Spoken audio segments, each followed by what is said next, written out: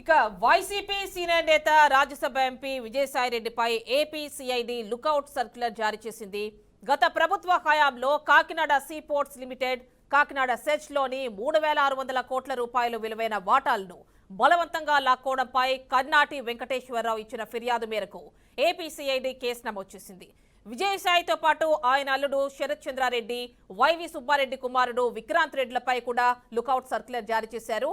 భయపెట్టి అత్యధిక శాతం షేర్లను అరబిందో సంస్థ పరం చేశారనేది వీరిపైన ప్రధాన అభియోగం. పూర్తి డీటెయిల్స్ గుంటూరు నుంచి మా కరెస్పాండెంట్ వాసుబాబు అందిస్తారు. వాసుబాబు చెప్పండి.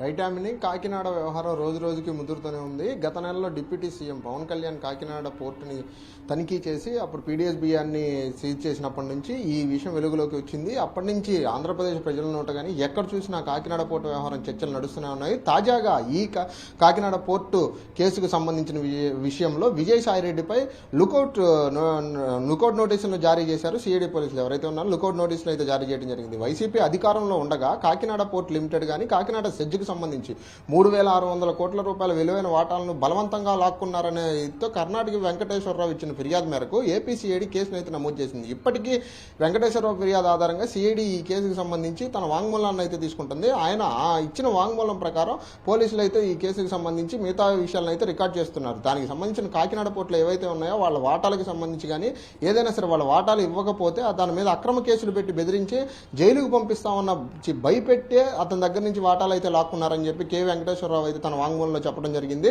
ఒక్క విజయసాయి రెడ్డినే కాకుండా అతనికి సంబంధించిన అతని అల్లుడి సోదరుడైన ఎవరైతే ఉన్నారో అతనిపై శరత్ చంద్రారెడ్డి కానీ వైవి సుబ్బారెడ్డి కుమారుడైన విక్రాంత్ రెడ్డిపై కూడా లుకౌట్ నోటీసులు అయితే సిఐడి పోలీసులు జారీ చేశారు. ఒక కాకినాడ పోర్టుకు సంబంధించి వ్యవహారంలోనే కాకుండా తన వద్ద నుంచి ఏదైతే కాకినాడకు సంబంధించి షేర్స్ ఉన్నాయో ఆ షేర్స్ని కానీ కాకినాడ పోర్టుకు సంబంధించి మిగతా లావాదేవీలు జరుగుతున్నాయి ఏవైనా సరే వాటన్నిటికి సంబంధించి అతన్ని భయపెట్టి ఉద్దేశపూర్వకంగానే అతని దగ్గర నుంచి షేర్లు లాక్కొని అరబిందో సంస్థకు కట్టబెట్టారని చెప్పి వెంకటేశ్వరరావు అయితే తన వాంగ్మూలంలో పేర్కొన్నట్లుగా తెలుస్తుంది.